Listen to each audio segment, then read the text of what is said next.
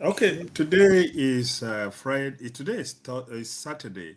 Saturday. The Yes, the day after we had a very big news as far as Nigerians are concerned. Several Nigerians have cried for the Nigerian government as well as the United States government to take serious actions on the issue of uh, the killings that have been going on for more than a decade in Nigeria. And President Donald J. Trump just did that. He did not wait for the bill that was being sponsored in the House of Representatives and Senate of the United States. He went ahead to declare Nigeria a country of particular concern. And Nigeria now has joined the League of Saudi Arabia, China, Russia, and several other countries which have been offending human rights, especially the rights of people to their religion. Now, there have been some outcries in Nigeria about the actions that the president of the United States took, including reactions from the government of Nigeria, which did say that the problem that we have in Nigeria is not a problem of religion, but a problem of terrorists who are killing everybody, including Muslims. And as well, the government did say that this problem, it did not create this problem, that this problem has been there for a long time.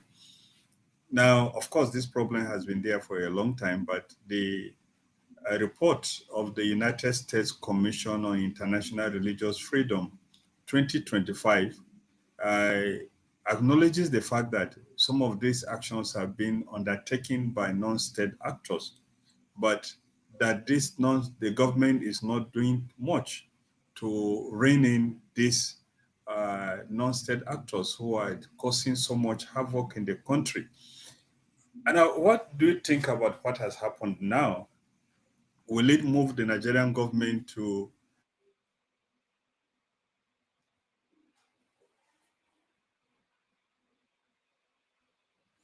Can you hear me, sir?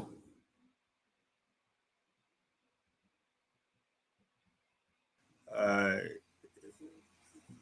change something? Okay, I missed you there for a while. The network, I think the the connection is quite poor on your end there, sir. Yes, from my side, I noticed. So, what do you think about these actions of what the Nigerian government? Do you think that this action that has been taken by the United States government will ginger the Nigerian government to sit up? First, I just want to say that in Nigeria we politicize issues like this too much. We have so politicized issues to the extent that human lives have now become a thing for politics. When this issue first came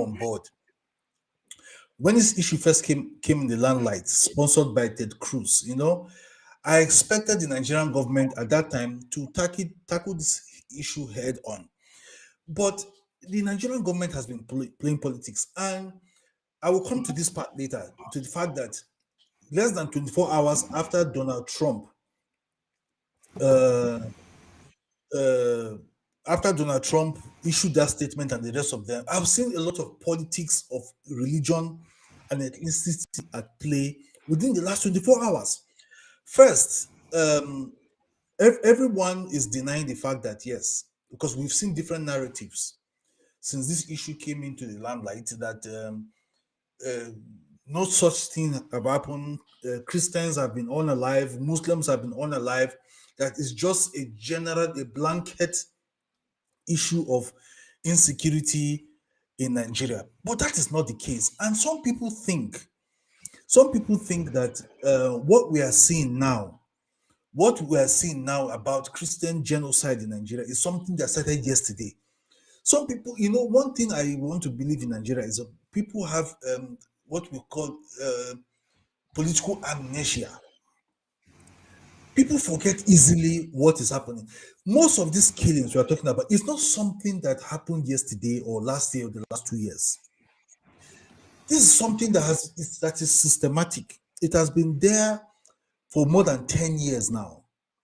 Because people just forget easily how in 2016, no, sorry, in 2013, 2014, how Christians were buried in mass graves in Plateau State, how Christians were buried in mass graves in Benue State. Even when the late Buhari was there as president, how Christians were, buried in mass graves. People just forget all of these things so easily. So people just think, oh, because what we have now is just bandits disturbing the whole place in the northwest. They think Christians and Muslims are, are all victims of this problem. This is not something that started now. It's a systematic thing. Is it the bombing in Suleja, the Catholic Church, or war, and the rest of them? I happened to be in northern Nigeria when some of these things took place, and some of these things were not documented. And I think sometimes people are not even people do not even understand, the gravity of this whole thing. In 2015, 2016, 2017, 2018, it was more like something that happened like a periodic thing. Every December period, January, we see people buried in mass graves in Benue and Plateau State, even up until 2 years ago. So when people say these things are not happening in Nigeria, now this thing happens so much that even the incumbent president of Nigeria at one time tweeted about this issue, that Christians are being killed in in Nigeria, and it doubted the capacity of the then president Goodluck Jonathan to manage the issue of security in Nigeria. So it is not something that we have to play politics about. And I dare to say, in the last 24 hours, I've monitored different social media platforms, and I found out that people from a section of the Nigeria, not even in North, people from the Southwest, have all been saying that Bola Ahmed Tinubu is being witch hunted. You see how people play politics with the life of people that have gone. And then we've seen how luckily some of these things have been documented, including the report that we have read that has made Donald Trump to go to the essence of declaring Nigeria as a country of interest. So definitely for me, I think this is a welcome a welcome development, because Christians are truly persecuted as far as the Nigerian state is concerned. Yeah, but the reasons why, if we take a look at the report, I'll go to the report shortly. You will notice that the issues that are outlined therein are more than just the challenges of killing of Christians, as important as that might be.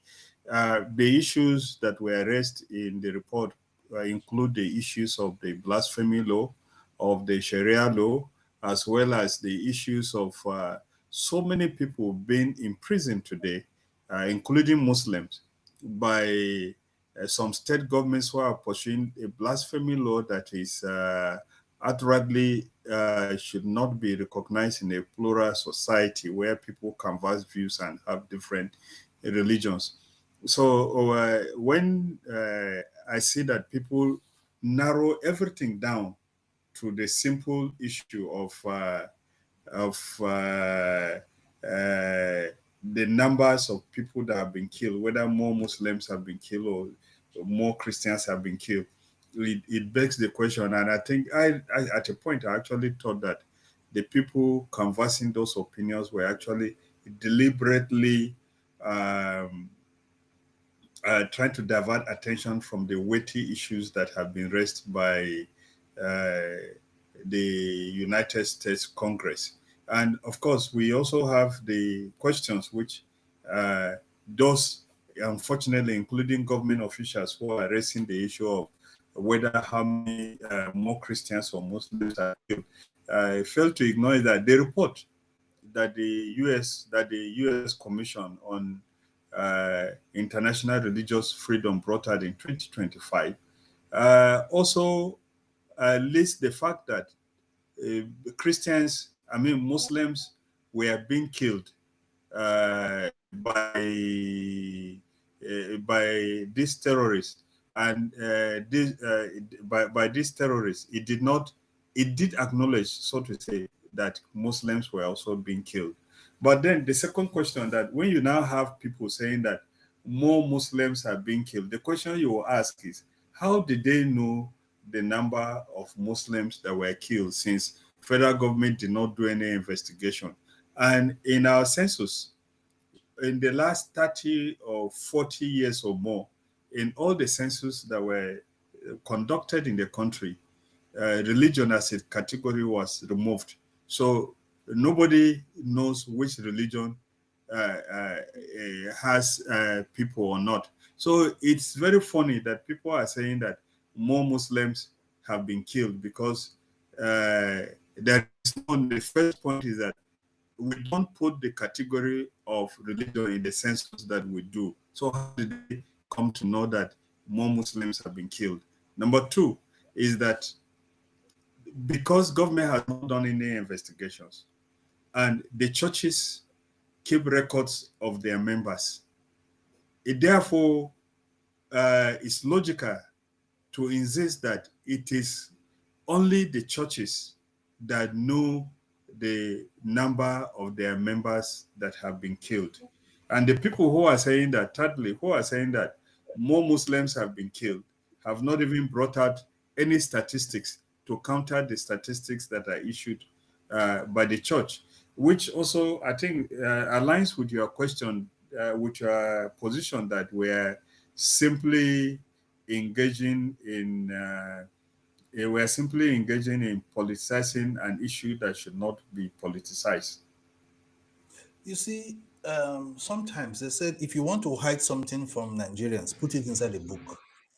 You see, sometimes some of the narratives you see on social media, sometimes some of the engagement you see from even politicians themselves, some of them are just mere beer parlor narratives, beer parlor talks, without evidence, without any background, without anything to substantiate certain claims. And when people like us talk, we're talking from the point of view of facts, from the point of view of evidence, from the point of view of raw data that has been collected by scholars, and then these things have been aggregated, put in a book, documented evidence for people to see. You see, one thing that's like I've said time and again, that if we don't kill those things, they will kill Nigeria, is the issue of religion. I remember very clearly in 2016, 2006, when the last census was held in Nigeria. I know the politics that happened before that census was held, to the extent that Jamaatul Nasri Islam insisted that religion must be expunged from the document, or from whatever will be used to collect the data of how many Nigerians we have. This was in 2006. And I followed that event so keenly. At the end of the day, they had to twist Olusegun Obasanjo, and he accepted that okay, religion should be expunged from that distance. So that way, we can't even tell how many Muslims are there, how many Christians are there, and for people to say that okay, Muslims are also killed in large number, they do not even have any facts to back up these arguments. And how many times, apart from the recent times that we've seen bandits, 2 or 3 times enter into a mosque to kill people. And some of the times that Boko Haram in 2009, 2010, 2011 made selective killings of people who they thought, or who they thought were helping the government to fish them out, and then they make selective killings of these people in different mosques and the rest of them. I don't think the people that have been killed, in terms of all of these things, can be, can make up for, what. Recently, I saw a video of that reverend who was trying to say that, look, if you say there's no Christian genocide in Nigeria, and then he showed a board, of that carried the names of people that he knows that have been at one time or the other killed as a result of this.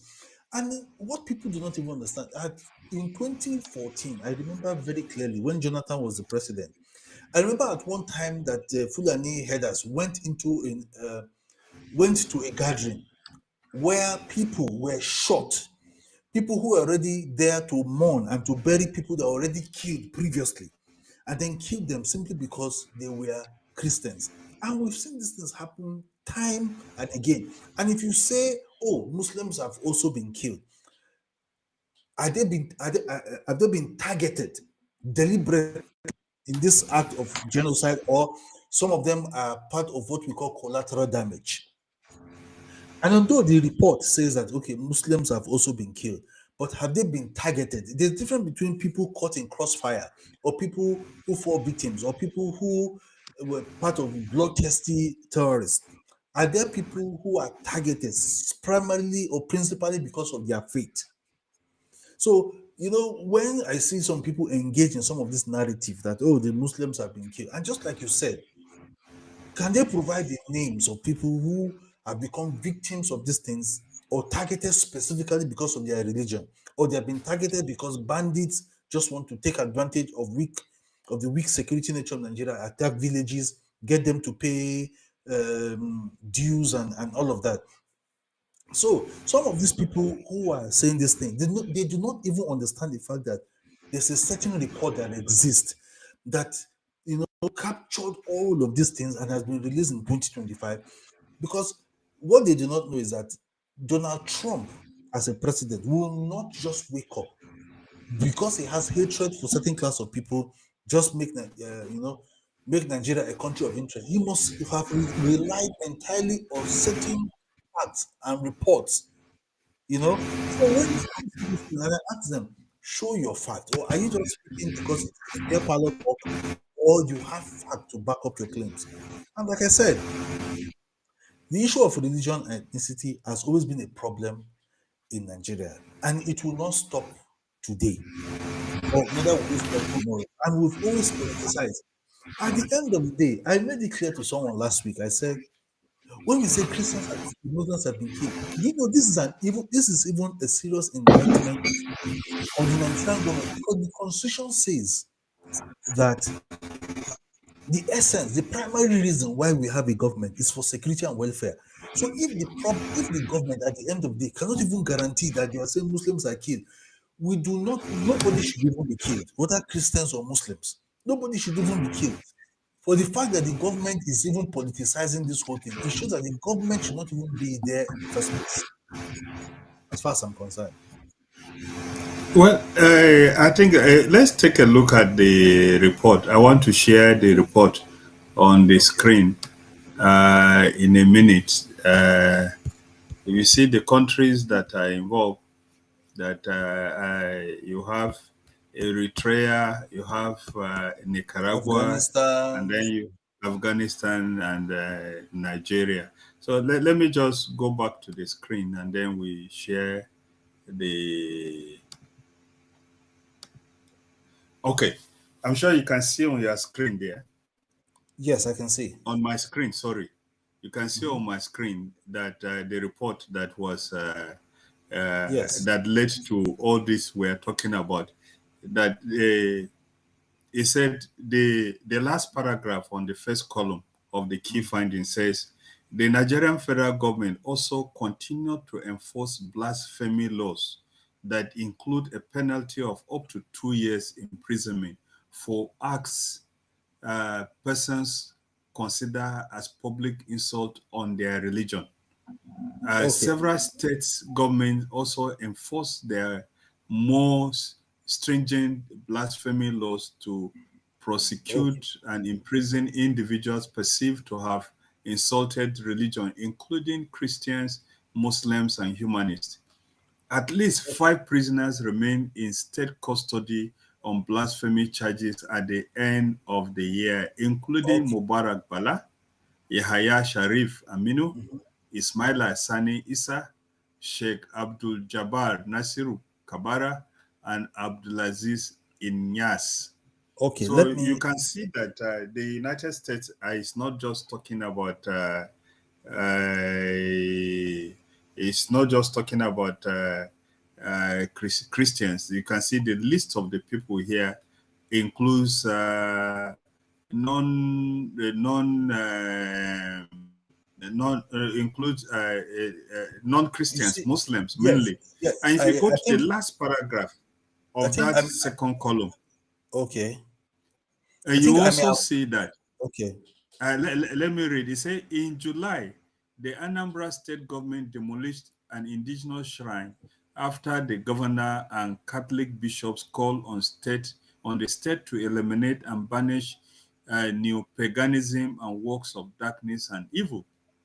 Similarly, the House of Assembly in Ebonyi State, uh, also in Southeast, banned certain behavior such as spiritual cleansing. Of course, so you can see that the report is not a report that is out to attack Muslims, but a report that, in my opinion, also if you go to the preceding paragraphs, it talked about the killings that have been very massive. And the main thing in the very first paragraph of the key findings is in 2024, religious freedom conditions in Nigeria remained poor.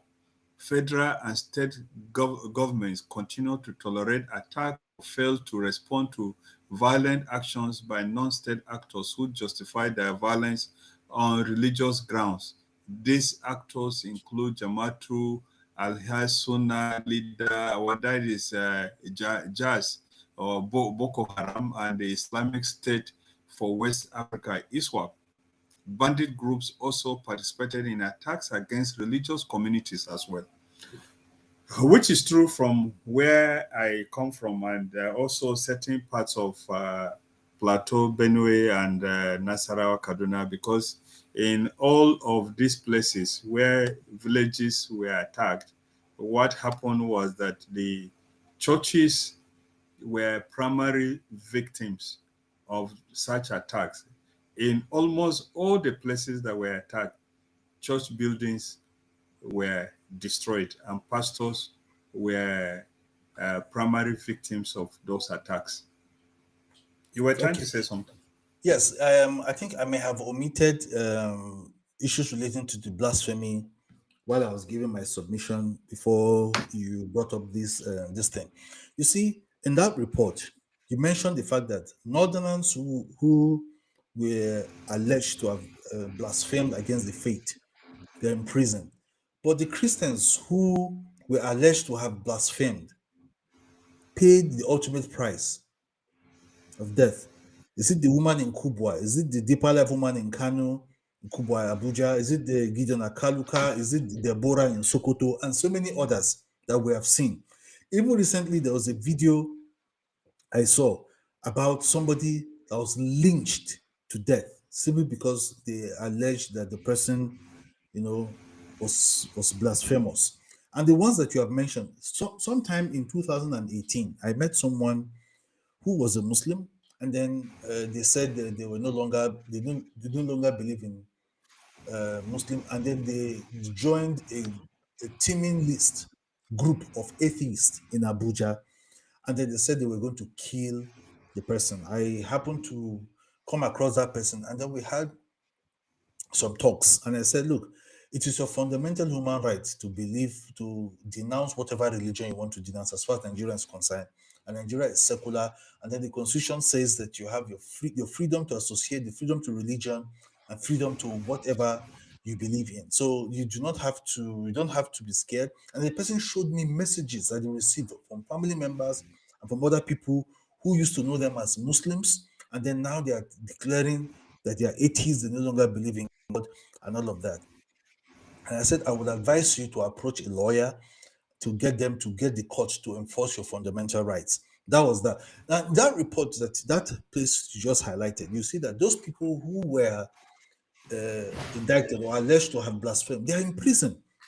But the Christians who have, at one time or the other, alleged to have blasphemed, got the instant judgment of death. And as we speak, no punishment has been meted out to such persons. And the issue of Anambra and the Southeast, when that issue came on board, I tried to study the issue closely to find out why is the government clamping down on traditionalists. But at the end of the day, I was able to establish that not all traditionalists were affected, because the ones that the government really clamped down on were the ones allegedly sponsoring or doing charms for boys who were engaged in advanced youth fraud, boys who were engaged in a romance scam, boys who were engaged in what we popularly known as Yahoo, or the ones engaged in acts of money rituals. And the government, they went to the shrines, they saw this. And one of a particular case was the one I saw where the government went to a shrine and they found out, they saw different charms and photographs of different politicians there. They believe people come there to charm them and the rest of them.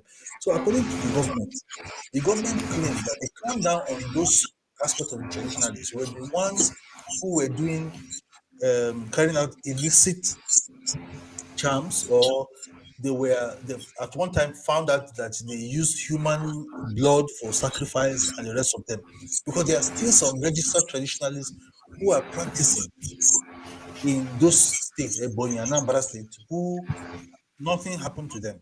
So I think for me, I think this explains that, because for that blasphemy thing, you know very well there are some Christians who were alleged to have blasphemed. Why don't you just take them there? And besides, everybody has the right to say whatever they want based on their beliefs. So you cannot impose your beliefs on people simply because this is what you believe in. Some of us are Christians simply because we're born into Christian homes.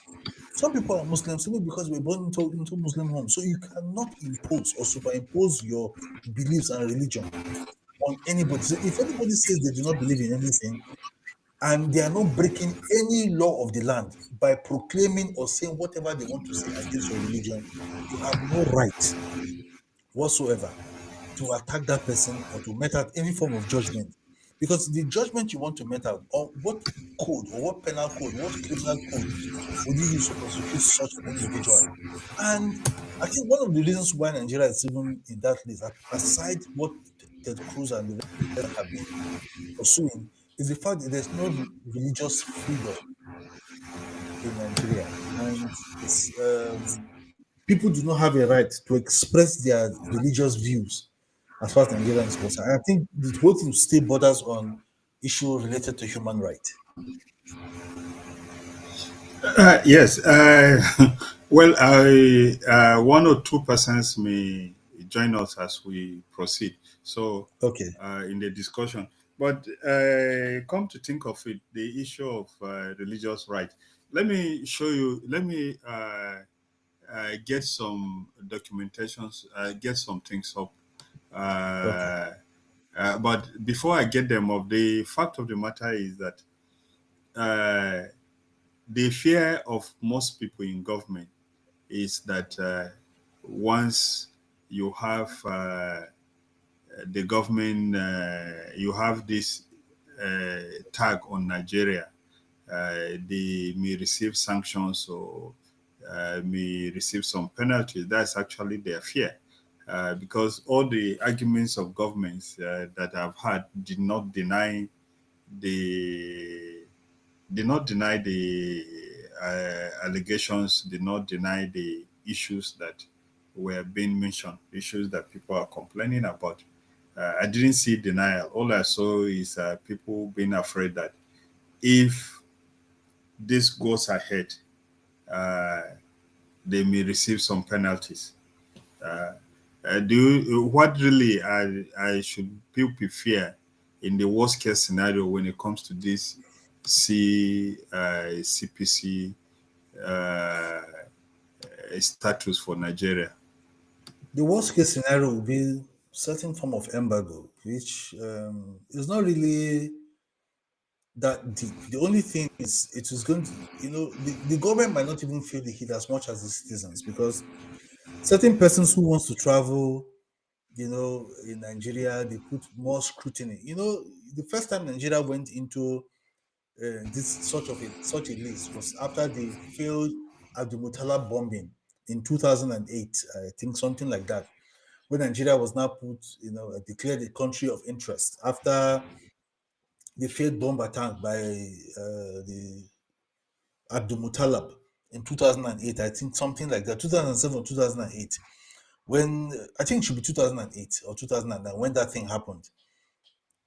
That's December time when that thing happened, and Nigeria was put on the watch list. So if in this case Nigeria is put on the watch list because of this, it's going to really affect travelers, people who are traveling from Nigeria, and the government might decide that okay, or anybody who wants to do a background check on Nigeria based on the report of the US might really affect the FDI, foreign direct investment that are coming into Nigeria. So it might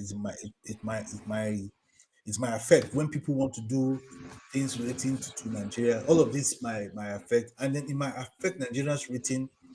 In different things, Transparency International, ease of doing business, so many things. So all of this might have all-round ramification for Nigeria. But above all, it will be within the Human Rights Index. It will also affect Nigeria's rating. They are considering that issues relating to religion has to do with human rights. People have the right to live. People have the right to air their views, and all of that. So all of this might have all of this implication until Nigeria is removed from such lists, and Nigeria might see increasing rate of visa denial of people who want to go to the US, who want to do business because Nigeria is a country of interest. So all of this might have all of this form of ramifications as far as Nigeria is concerned, and certain people might have their visa revoked like we've seen in the past, certain personalities or people who were actually charged with the responsibility of ensuring that human rights exist, of enforcing people's rights, and they've done nothing, or they probably played politics with or sided with the government. Some people might have certain form of privileges or their visas revoked. So all of this might just have all round ramification. And what people, Nigerians do not even know is that the people who are charged with the responsibility of have the responsibility of you know collecting all this. They monitor social media presence, and like you have said, and in terms of buying of ammunition and the rest of them from the US, there might just be a reduction in that area. So it might have a lot of uh, ramification for the Nigerians, especially now that Nigeria is trying to the present administration is trying to gain the confidence of foreign investment and the rest of them. So all of this might just have all-round effect on the Nigerian state within the international system. Yeah, as you can see, I just posted something that I got Yes. online from on this matter. You have the issue of reputation that Nigeria will suffer because it will be seen as a violator of human Hmm. rights and Human religious right. freedom. There'll be strained in diplomatic relationship with the US, in particular, for a potential reduction in non-humanitarian aid, and of course, you mentioned the issue of direct foreign investment, Hmm. uh, issue of military uh, cooperation, and of course, all the all the claims by Nigerian government authorities that everything is fine in Nigeria now will no longer be taken. But above all, for me, is the fact that I think that many of those people uh,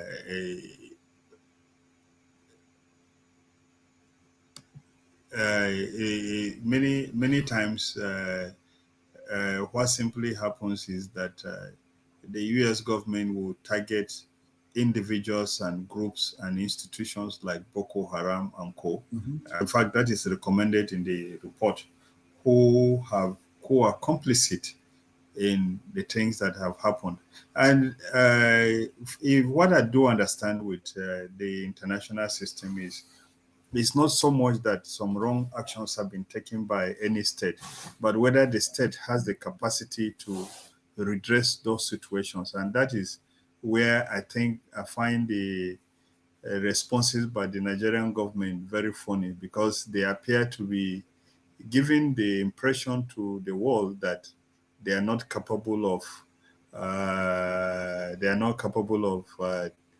handling the issue. The response should have been that okay, we have had these allegations, we are going to investigate and see how we can redress and set up committees or go to these churches and these pastors who are complaining, bring your facts. And on the basis of those facts, they try to take some action to redress because the international system, including the United States, will be satisfied if they do know that you have capacity to redress. But like the report says, the government is showing either lack of interest or complicity in addressing the issues, and that's what makes it very difficult. And I think that there are some human rights campaigners groups that will go to the next level, that individual state governors, individual persons who are complicit by their statements or actions, especially those state houses of assemblies that have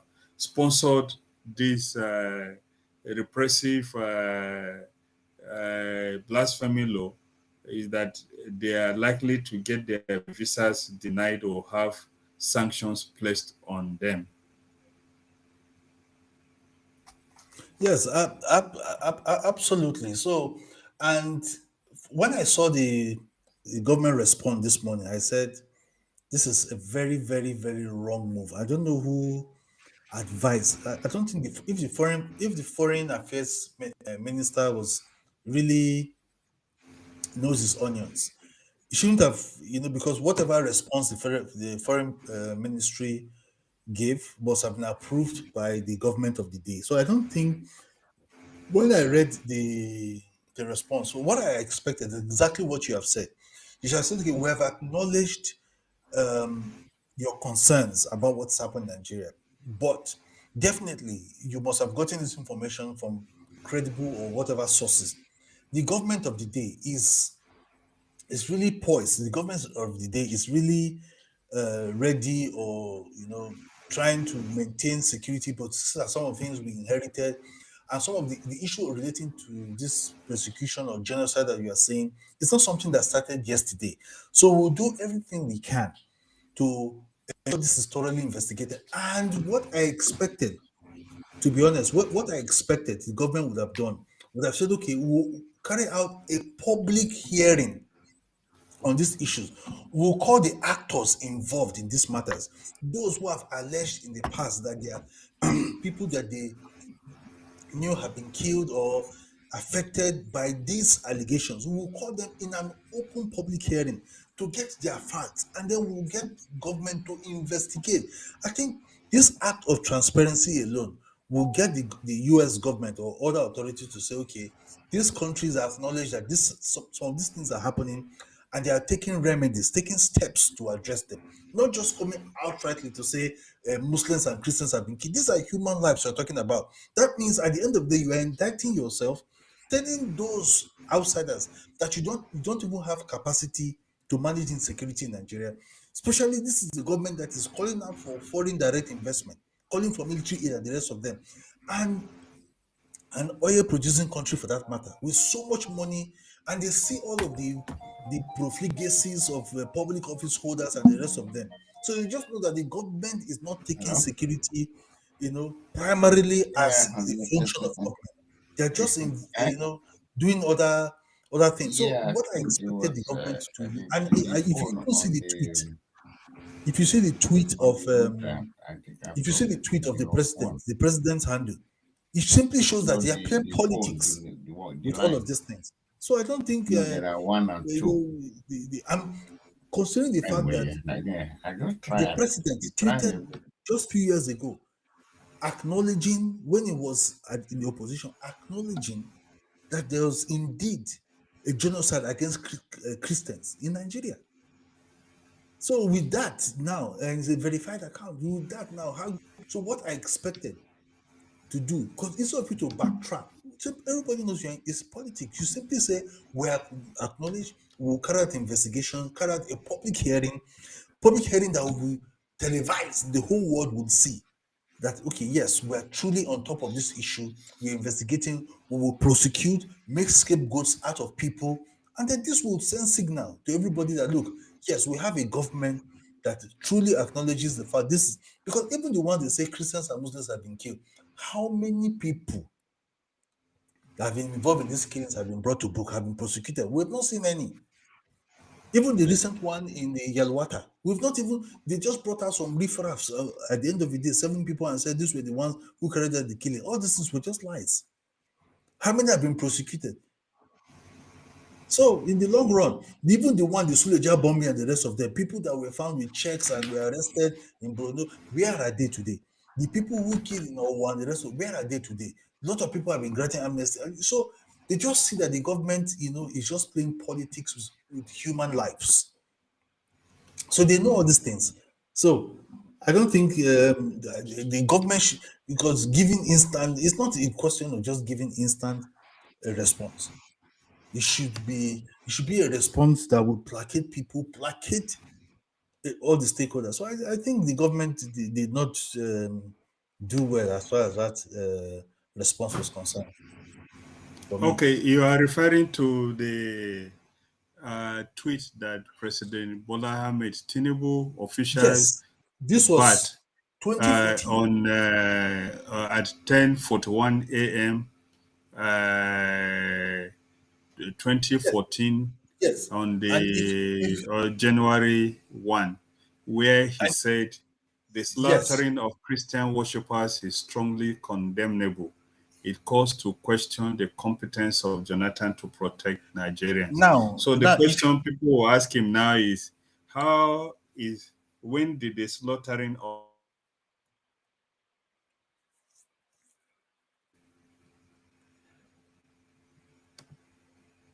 And if you remember, when I started my submission, I said what people do not understand is the fact that these killings we are talking about, it is not something that started yesterday.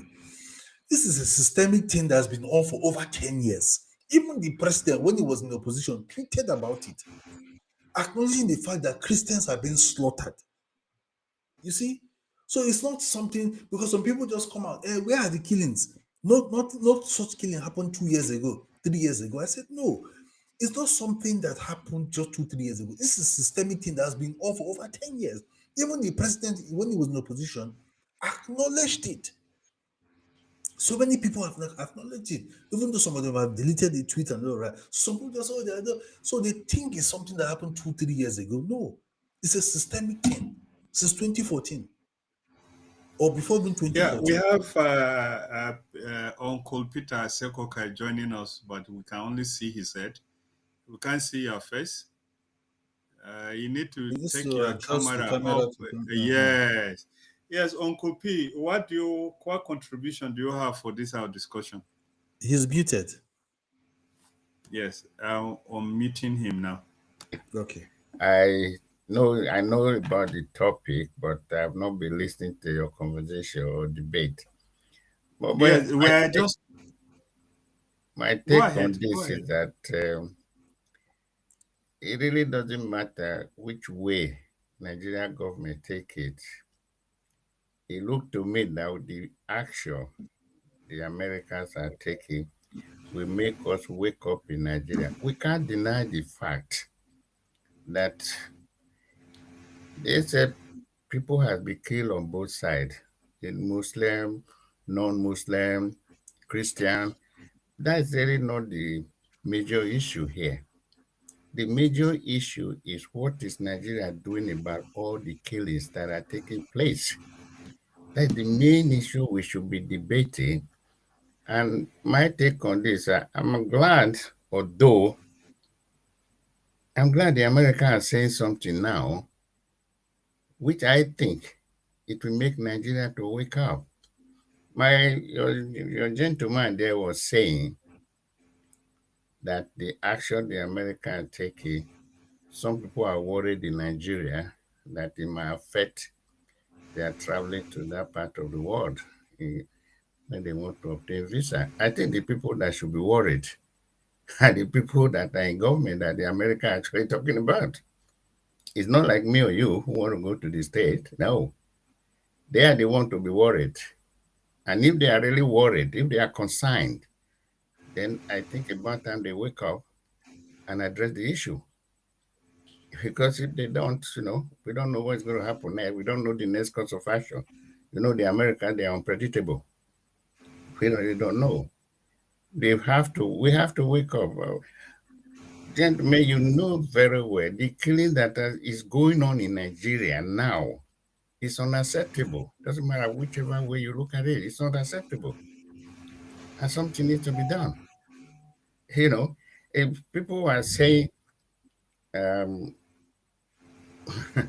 the military should come and take over, I don't believe that is the answer in any case.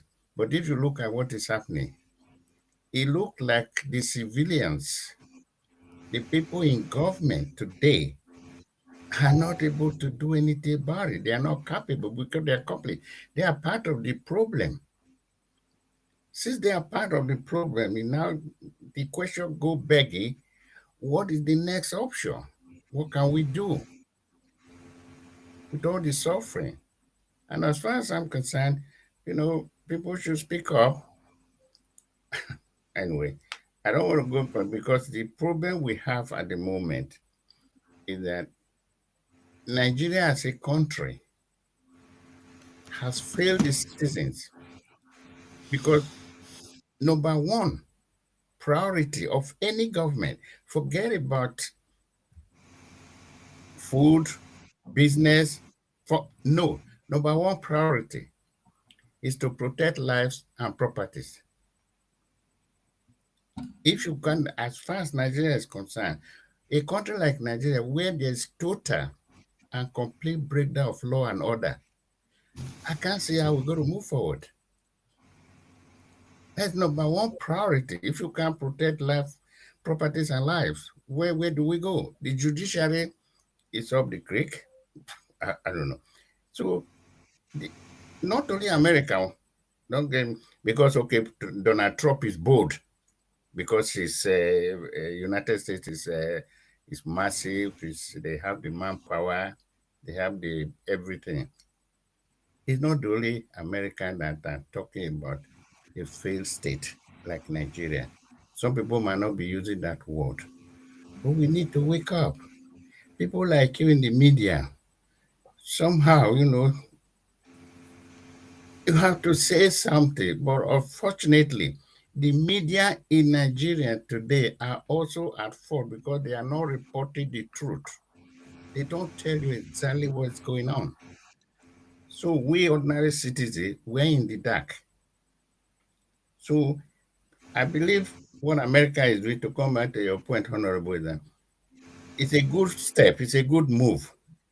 But I don't think we should have waited for the America to wake us up. I think now about time we should wake up. And as you say, not only traveling alone is going to, if it's not already affecting business, it's going to affect investment. Because no one will come in his right mind with the atmosphere as it is in Nigeria today, we come and invest it our money. They don't do it. And if we don't get foreign investment, the country, we keep on borrowing to service debt anyway. Because we don't get foreign investment, people are so afraid, they are so concerned about coming to invest in Nigeria. And then I just noticed Tinubu is asking for, is it 2 point something million or billion again to borrow?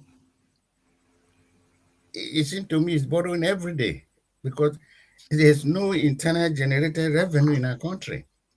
Because if we are starved of investment, and these are the sort of things, all the killings that are happening. Some Nigerians might not even know what is going on, the killing, but abroad, every government, they have their embassies there. They report back home to their people what is happening there in Nigeria. So that's my take. Oh, I hope Nigeria will wake up now because America, partly because it's going to affect investment. The traveling, I say you don't worry about that anyway, because the people they know they are targeting, they are people in government. These are the people supposed to take action. They are not doing it. They're not taking any action. If you remember, before I let my friend come in, a list I think it was 2017, a list of the sponsors of terrorism in Nigeria was submitted to the government. They have that list. Buhari was there. Nothing happened. No name. Saudi Arabia, AUU, Britain, America. They know the name of those lists. We should start from there. Let them tell us who are sponsoring the bandits, Boko Haram, Fulani headsmen. We probably know. We know how the Fulani headsmen come to Nigeria anyway. Those people troop in through Buhari's period. And now internationally, they are watching. They are saying this thing. So I'm glad Americans speak anyway. Thank you very much for giving me the opportunity to speak briefly. As you know me, Honorable, you know I can go on anyway, but let me give Okay, so thank you very much. Thank you, I think, sir. Can I just buttress some of the things Daddy said? Yes. I think, sir, thank you, sir. You raised very, very, very important points, sir, because the primary essence of government, according to Section 14, subsection 2, 2B of the Nigerian Constitution, says the primary essence of government is security and welfare, nothing else. Yeah. Those are the two most important elements why we have a government, why the social contract exists in Nigeria, why people transfer their rights to the civilian authority or to government, is because the security and welfare. And these two things, whether we like it or not, is absent in Nigeria, because otherwise, Nigeria will not degenerate into not just poverty that other countries are classified in. Nigeria has degenerated into multi-dimensional poverty. That means some basic things of life that even Nigerians cannot even get. Because usually the World Bank used to classify Nigeria people as poor because some Nigerians cannot spend, at least $1 per day. Now it has even degenerated into multidimensional poverty. So it has even grown worse than the poverty index, as the world knows it. So if the civilian class has failed, and the reason why I think this government has failed, or previous government before it has failed, is because the issue of corruption supersedes our personal aggrandizement or nepotism or prebendalism, exists more in the minds of the political class than anything else. So what I think, even with this America's declaration, what they would say is, because if you read this, there's a book I read that tried to chronicle the administration of Yaradua. When the report came to him about the Abdul Muttalib bombing, what he said to one of his spokespersons was that, look, events will overtake that one. Okay. So the political class, they believe in that no matter, see this issue of America, tomorrow another event will overtake it, no matter how it will dominate the news today. So these are some of the things the political class rely on. And Nigerians, like I said at the beginning of my summation, will have more something I call political amnesia. Nigerians they easily move from now. This thing is happening, is dominating the news. The next week, next tomorrow, the government can even create a diversion to dissuade Nigeria or remove their minds from this issue, and it goes there. And then you talked about the fact that so much borrowing going on. I did a video yesterday or thereabout. I said, look, the Nigerian government has borrowed so much that even the history of Nigeria itself, we've not borrowed that much. So much. How can the government, both domestic and foreign borrowing, has amounted to over 145 trillion? And what Nigerians, some of the questions we're now asking the political class is the fact that, look, when Buhari came into 2015, he said, we're going to institute or set up the Treasury single account to block leakages and all of that. And at one point, out of government propaganda, we have saved 10 trillion. We have saved 15 trillion. Where are these monies? Because as far as I'm concerned, as far as I know, only the FCT has been removed from the TSA. so that Wike will have enough money to build roads and do other things. All other government agencies still belong to the TSA. So all the monies they have saved, where are these monies? And recently the custom came out. Oh, we have exceeded our target for 2025. Where are these revenues? Because if you find that the monies we are borrowing, it is something that would have been generated internally. And FIRS, oh, we have met our target. Where is this target? Nigeria exports close to 1 million barrels of crude oil per day. Now the price is not as bad as what we had during the COVID-19. Even the benchmark for the budget. Where are these monies? Because if we have these monies, we will not be going cap in hand, begging the international community to borrow this money. And to tell you what the government has done so wrong, and Nigerians are not asking questions. You are building a coastal road that is almost as equivalent of the national budget.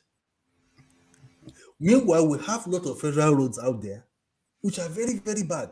And to think that because of the variation in the exchange rate, the government they've had to borrow $700 million as variation costs for the coastal road. How many Nigerians will benefit from that, for that road? So when people say there's no money, the investments, no, that I don't think so. What the government is doing, maybe they are borrowing. If you say okay, they are borrowing to build up the GDP, it's fine. But if you are borrowing to service the budget, what about these monies that you have generated? So these are some of the things that begs for answers. But of course, if you say these things in Nigeria, if you're in Nigeria, they send the authorities to teach you a small lesson in Well, the we EFC. are saying there now. Let me. We'll spend 1 hour talking uh, the CPC. So we'll skip the issue of the rumors of coup. What is your take, Uncle P, about these happenings that have taken place in Cameroon and Tanzania? What do you think will happen? Just in 1 or 2 minutes, what is your take about the happenings in Cameroon and Okay, Tanzania? yeah, you see, I have not been following what is going on there. If you're thinking about the election, The elections and the protests that started. yeah, you see, Do you think that this is the end of those governments? well, I noticed that what I just saw before I came upstairs when I was trying to log on was that the president or to be elected has flown out by helicopter, have flown out of the country. If that is true, then I don't see how that thing is going to come back. You have crisis. You say you won election. People are protesting against it. You run away. Well, but then you come back or not to them. But if you look at if I'm trying to leave Tanzania at this place, if I might leave that briefly, I know which is short time. What we have to say to ourselves, we're talking about Nigeria. Could this happen in Nigeria? That is the question. You see, my brother is talking about borrowing money. Any country by now, when I think is it 150 or 250 people were killed in Benue. I think that it was it 250 people. Then Yes, thereabout. Yes. what I said at the time, I said to people in Nigeria, okay, it's easier for me to say because I'm not there. When that happened, and Tinubu was out of the country, they should have made sure his plane will not land anywhere in Nigeria. We didn't do it. If you remember, when Gowon was removed from power, they did not go for the summit and they told him not to come back because they would not allow his plane to land. That's what they should have done to Tinubu. Something has to happen, Honorable, for us to wake up. We are sleepwalking in Nigeria. We are. And no one is prepared. Even, let me take you back briefly. The end of SARS, the reason it did succeed is that when they kill few people, don't get me wrong, nobody should have been killed. We stop. And when you look back today, the people that were killed in the edge of SARS, what have they achieved? They died for nothing. Because we did not continue. If we are continue, we will get result. Because we stop, we didn't get any result. The people just died for not. Today we celebrate the people that fought in Second World War, First World War, because what they did to keep us where we are today. But that is not happening. So to come to your point, even when you talk about, I didn't know you talk about it. You know my take on this. I have always been saying that we don't have military in Nigeria to stage a successful coup. I've been saying this to ever since you know me. We don't, because there are more politicians than the real politicians. So they can, if a coup can succeed in Nigeria, I have said this to you, is going to be carried out by ex-servicemen, not serving officer. We cannot stage a coup in Nigeria. If it is a coup, the rumor is this: if it is a coup, if it is attempted coup, you press can go a final. Why has the president not addressed the nation? Number one. Two, why did the military not make a categorical statement? All we are hearing is from the media, not from the source. How do we know it's a coup?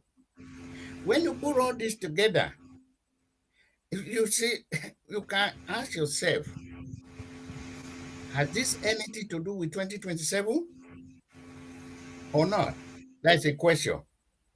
But to tell you bluntly, if this is a coup, it was handled badly, and the president, I don't think he has the clue. We have a president today, honorable, that he came to power, he did not have a blueprint. That's what we are paying for. He didn't have a blueprint. He didn't have a plan. If you look at the first statement he made when he was sworn in, you are not a government. You don't have minister. You don't have advisor. You say subsidy is gone. Of which authority? As soon as he said that, the following day, did the price of petrol not go up? Has it come down? No. The man hasn't got a clue. What do we do about it? Can we? I don't know. Because all I know is Okay. that number one, we're talking about 2027. Two, how do we know we are going to have a country called Nigeria in 2027? Three, how are we going to conduct this election? Where Fulani herdsmen are killing us, kidnapping us, how are we going to campaign? How are we going to vote? So all this one is in the air. The Tanzania and wherever, if what is happening there, what we should take from that, we should learn something from what is happening there. Some people in Nigeria can't sit together and say it will not happen here because human endurance has got a limit. We have been pushing, Nigeria have been pushing, they have been pushing. They're going to push them to the wall. And when they get to that point, my brother, they go to, when they do that, a lot of people will go. A lot of people will go. So, Okay, let me go over to Dr. Joel. Dr. Joel lives in Portugal, while Uncle P lives in London, London. Lady Buzzard, if you want to know. Yes. Okay. What is your take so that we round up? Yeah, for the Tanzania, I think when you discuss elections in Africa, you have to look at it from two dimensions: foreign interest and domestic interest. Because Africa is more like an estate to some of these Western powers. I say this because if you go to the UK, you go to the EU, you go to America, the G7 countries, there are departments for African affairs. So Africa is treated like more like and what determines these affairs is the interest of the countries in power. Yesterday, I had a robust discussion with someone, a Cameroonian, about the elections in Cameroon.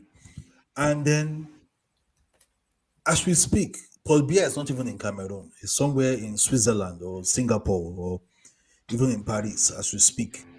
You see, why this man has lingered so much there is because of his interest, of the French interest in Cameroon and its proximity to Niger.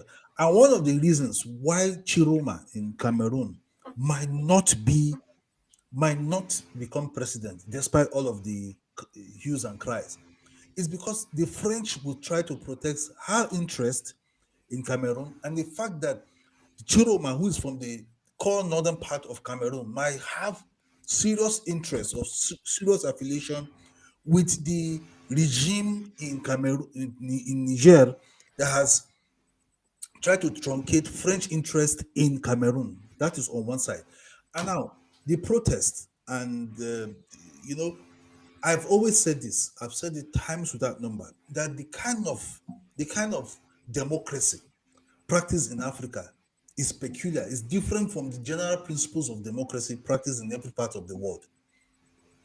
Because democracy we have in Africa is just contextual. Yes, elections and the rest of them. But the true elements of democracy, like we see it entrenched in different parts of the world where we borrowed it from, it's not there. Look at Nigeria, look at what is happening, look at the style of opposition politics that they're playing in Nigeria. The ruling party or the party in government is doing everything to destabilize other political parties, to weaken opposition when it comes to the election in 2027. And it will definitely have effect in that election. Now, if you go to the same thing this woman wanted to do, but she didn't do it on time in Tanzania. She only did it. It became very, very obvious when it was close to the election. All those opposition or people who would have problem with that they were jailed. And then the people felt they are, because in the equation of democracy, as far as Nigeria is concerned, the people they are not even part of the elements there, because otherwise the election should be for the people, not about the political class.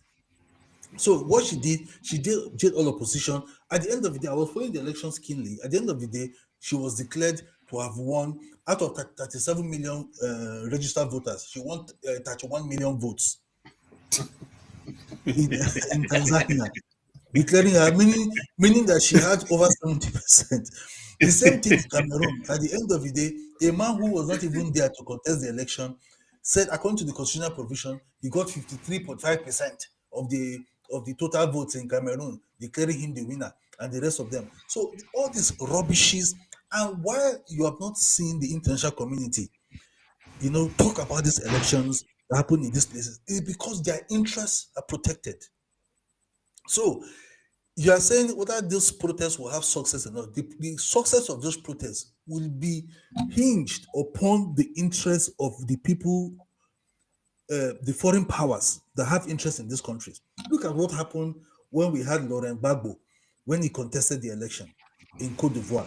Before Alassane Ouattara came in, what happened was that after the fight, the elections, simply because Alassane Ouattara, who now declared that he was going to even up his interest of France there in Ivory Coast. What did France do? They sent troops that later captured Laurent Gbagbo and got him arrested. So the same thing we are going to see now. The same Alassane Ouattara, whose interests, whose French troop and the rest protested interests, arrested Laurent Gbagbo, has now declared he's going to rerun for another election. Can that happen in France? It cannot happen in France. But France will indulge him simply because the interest is protected. So if you're looking at the elections in Nigeria, Africa, and I tell somebody, I said, one of the reasons that legitimized Bola Ahmed Tinubu as president is simply because at the end of the day, he compromised and the interests of different countries were protected as far as that election is concerned. Because otherwise, the material evidence they needed against him at the Supreme Court. Imagine how last minute Joe Biden prevented the FBI and the Homeland Security of releasing those classified information. If those things had gone public, they probably would have helped. So when you look No, at elections in these places, point of correction. Tinubu yes, did sir, not win the election. that's what I'm saying, sir. Tinubu He is president of legitimized it. Nigeria today because INEC and the judiciary put him there. That's what I'm And saying, sir. At the end of the yeah, day, he got legitimacy for that presidency because foreign interests were protected. At the end of the day, so Okay, Dr. Joel and Uncle P, I think we have okay. to call it a day. I think we should expand this discussion next week, have more people so that we can have some robust discussion. Okay, Thank sir. you very much for. It's been very interesting conversation, and I think we Yes, need sir. to really talk to ourselves properly about this. Yeah. You Yes. have the last word, Uncle P. Yeah, Last word, thank 1 you. minute. I don't know your friend's name. His My name name is is Joel, Dr. sir. Joel Ikeme. Oh, Doctor, anyway, Doctor and Honorable, thank you very much for even allowing me to say a few words. I appreciate that. The fact of the matter is that we keep trying. I know the people in Nigeria don't listen. Was one way or the other, and maybe one day we will get there. We Yes, have sir. to keep talking. We cannot stop talking because they're not listening anyway. Maybe just because they are not listening, we don't have to stop. And I think just for Doctor, maybe next time we chat more. Okay, sir. Sorry I came in late. I don't know. No problem. I was just looking through my email and I saw something from Honorable. So I said, let me quickly see if I can join you. So Yes, sir. Thank you, sir. It was a next Okay, time pleasure Dr. if having I you, Joel. have sir. advice for me, I Thank join you, sir. you. But I thank you very much anyway. Thank you very much. I hope Thank you, you'll sir. be around next time as well, Doctor. Yes, sir. Yes, sir. Definitely, sir. I'll be around, sir. Thank you. Okay, Thank you, Honorable. sir. Thank you very much. You have a All nice right. evening, all Thank of you. you. Have a nice weekend. Thank you, sir. Next week, I think we resume the conversation and Okay, Okay, then sir. thank you. have more people join us. Thank you I very hope much. so. I hope Thank so. you, sir. You're welcome. Thank you. All Thank right, you. sir.